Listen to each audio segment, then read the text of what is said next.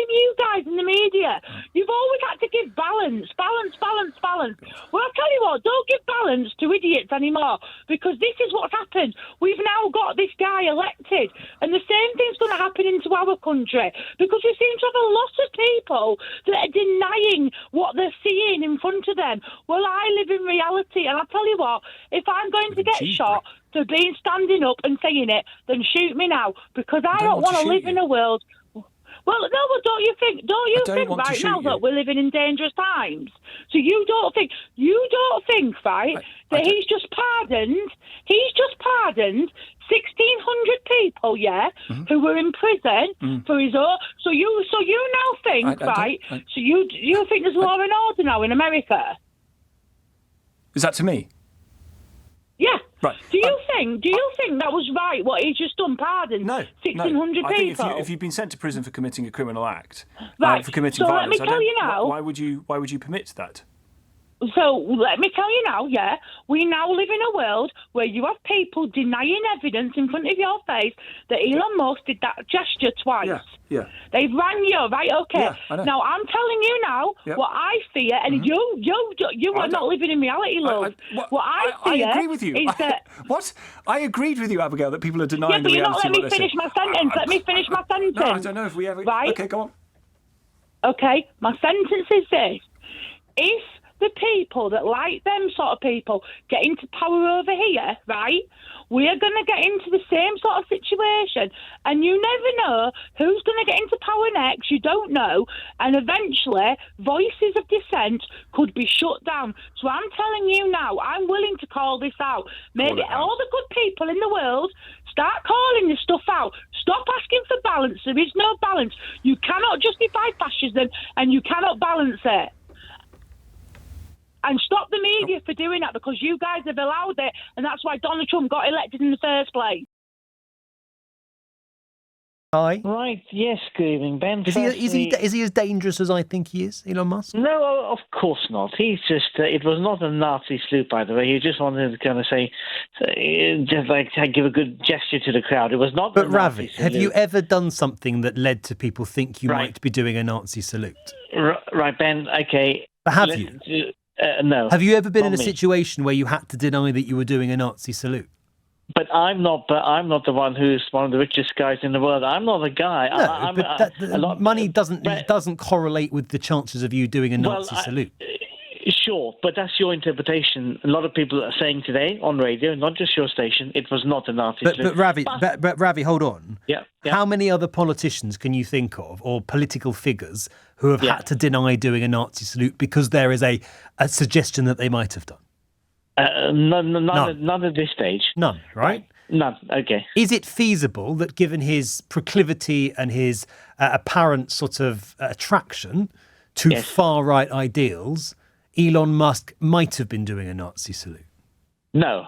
No. Even though he's endorsed a far-right neo-Nazi party? Right, so we have a kind of a far-right party in India. Let's just get to the point. There's a lot of jealousy about Elon Musk. Now, I know you went to Oxford, right? But if I didn't go to Oxford, no. Oh, you were in Cambridge then. Mm-hmm. But if people think he's a crazy man, that's out of order. Do you know I didn't say he's crazy. I think he's dangerous. I don't think he's dangerous. He's giving employment to many people. He's a bit an extrovert. He likes employment the to many people. Look at the companies he sets up. Yes, of course he's giving him. That doesn't mean he's not dangerous. The SS employed a lot of people, Ravi. It's one thing being dangerous, but also he's a character. Gave jobs to a lot of people. It doesn't mean he's not dangerous. But what is your intention in this hour? You're trying to say that he's a dangerous man, yeah? Yes, I am. Okay, so I'm going to disagree with you for the simple fact. Why do you think he's not? Go on. Okay, so just look at what he's achieved. Okay, he was on TV yesterday. He was with Zuckerberg. He was with the Google boss. You've got lots of IT bosses there. Yeah? But nobody's saying he's not successful. So, but my interpretation of dangerous is literally not out there, and there's a lot of people who think like me. You know, you're saying this from the people here in England, what they think, but the people in the USA, they love him. They love him. A lot of people support him. An awful lot of them don't, Ravi. So when he's endorsing neo-Nazi parties That doesn't constitute being a danger to you. Okay. Did he say that's your interpretation? Which bit's my interpretation? You're saying that you kind of saw him doing that, but I didn't see it. No, I'm not talking about the salute. I'm talking about his open expressions of support for the AfD in Germany. I'm talking about him urging German people to vote for a party that has policy positions like the AfD does. Are you familiar with their policy positions? Well, I'm also familiar that he does endorse Tommy Robinson. Yes, he does. Yeah.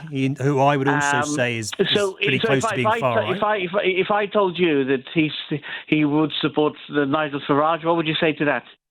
Well, I don't think Nigel Farage is far right in the same way that Tommy Robinson and the AfD are. What we've got here is one of the most powerful men in the world openly endorsing parties that have been widely called neo-Nazi, Ravi. That's why I think he's dangerous. I wanted to talk about Axel Rudakubana's father because I met him. He was a student in my classes. I taught GCSE maths in a local college, and he attended the foundation class and the higher class. And I've always remembered him because I was very struck by him because he came across as a very, very gentle, very, very calm man, and he integrated so well into the groups, and everybody liked him because he had this calm, kind of kind way about him. And he sat with other students who weren't very good at maths, and he helped them. Like there was one lady that he sat next to every week in the foundation class, and she was a loud scouser, and she was the opposite from him. Right. But he kind of befriended her, and she was the weakest in maths. I thought she's never going to pass, and she passed because of him, and he helped her every week, and they became kind of quite close in that learning environment. Wow. And then when in the summer when they got their results, my father had died just before the results came out, and I didn't go down to the hall where they were all getting their results, and he appeared on the corridor where I was, and he could tell I was upset. And I told him that my father had died, and he was, his reaction was just full of compassion. And he then wrote me a really beautiful letter, which I've got somewhere, but I haven't read it for years, but it'll be somewhere. And, it was obviously Christian, but that was my experience of that person's father, and I just think that gets lost out there where people make all manner of assumptions, about the parents and say all kinds of things about the parents. And I just kind of want people to know that that's what I experienced as that man's father. How have you been processing what we've all been processing, but with your very personal perspective on the family? Well, it's just, like, obviously, it's a horrendous thing, in Southport, living in Southport, and it was an unbelievable thing, but it was just made worse and what made more personal to me because I knew the father. I've met lots of people who knew the families of the girls. I sort of helped with the flowers. I went and helped with the flowers, so I talked to lots of people who were bringing flowers and to the centre of Southport, and I did that over the summer, but at the same time I wanted people to know. I didn't want his parents just written off, because they didn't do it.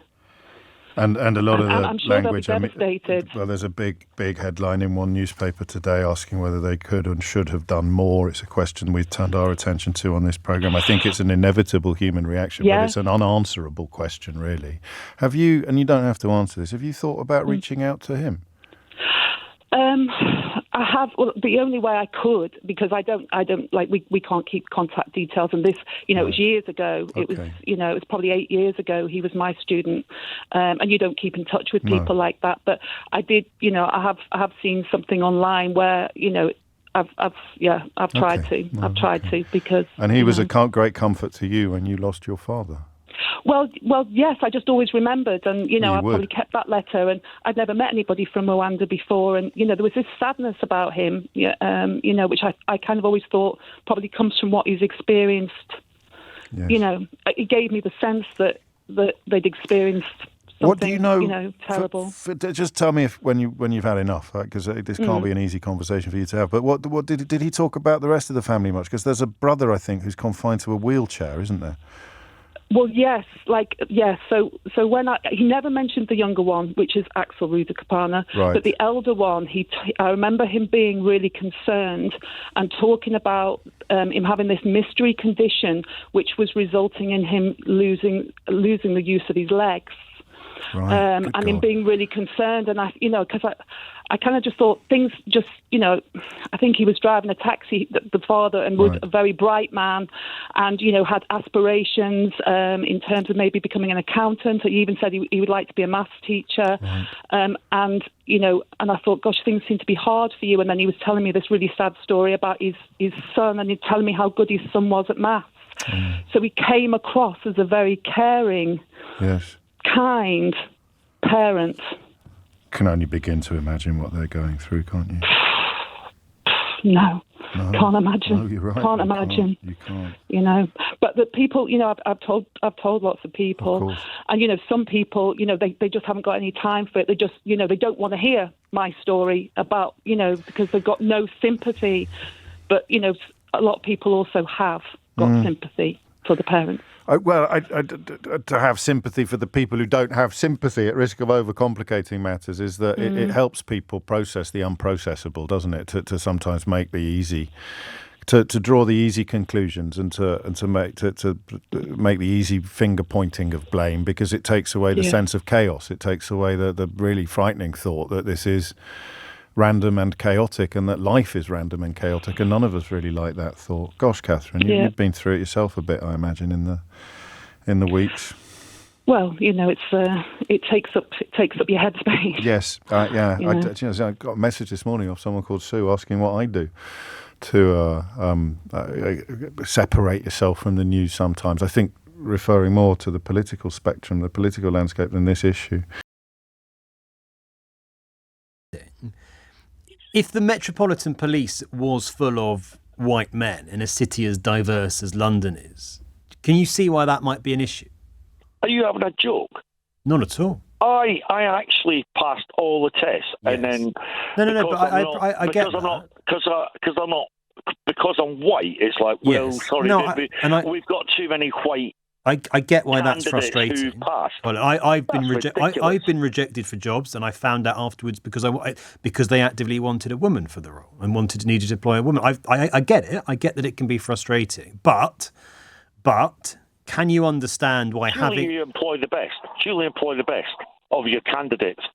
But having a police force that was entirely white in a city where a significant minority of people aren't, do you see why that might be an issue? So what you're actually saying is I'm white, I might be a racist. Not at Is all. that what Not you're at saying? all. I'm not saying you're racist for a moment. I'm not suggesting that at all, Colin. I don't think you are. I'm saying that if you are in charge of the Met, then actually having the most effective, well-supported, functioning police force in a city like London is going to involve a degree of diversity. Because if you have, hold on, Colin. If you have, no, hold on. Let me just finish. Let me finish the point. Better than them, right? In my results, but yeah, we need more ethnic minorities to do the job. But you disagree with that? Isn't right, is it? Yes, I think it is. Of course, I disagree with it. Why is that right? Because if you have a part of London where 80% of people aren't white, and all the people responsible for policing that environment aren't from the communities that they are tasked with policing. So you're telling me in Peckham, 80% of the police officers are black? No, I'm sure they're not. It's not. I'm sure they're not. But if 100% of them are white, I would say that's likely to cause problems. But I'm sorry, but I actually like you as a journalist, radio presenter, but that's absolutely ridiculous what you're talking about.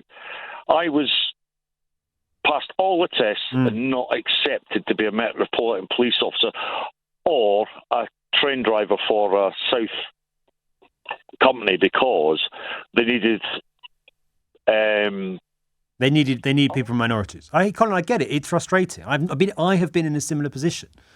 But, I looked around me and it was the job that I was applying for was in an organisation, it's going back a bit, heavily dominated by men. And so, yeah, it was frustrating. It rankled. Part of me instinctively went to where you went to. This is unfair. I might be the best person for the job. But then I thought, well, actually, I understand why they need a better representation of people, because in industries like journalism, it matters too. If everybody on your screen or on your radio is a white bloke, that is going to create problems. You are not going to reach diverse audiences in the way that you would want to if you're a media company, and so I get it. Colin, thank you very much for